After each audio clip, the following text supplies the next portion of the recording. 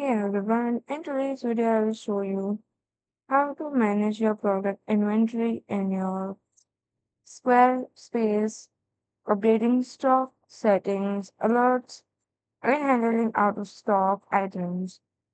So let's get started. First, log into your Squarespace account and open your site editor. Now, here you have to click on product and services. In the top right side, you will see a create button.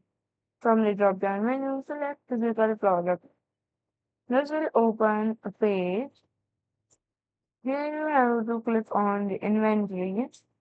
Here you will see a variants option. Click on add and update stock for each one in the variant section.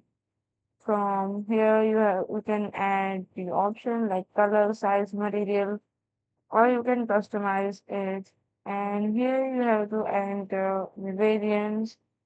For example, I'm choosing the color to black, and then if I want to select the size, so here I'm select adding the size to medium, and then click on save. Now click on the edit all option, and here you can increase the stock levels at once. Just type in the number for each product and click on save.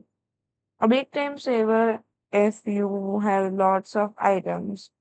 And that's it. You have learned how to manage inventories in Squarespace in just a few steps. So that's all for today. Thank you for watching.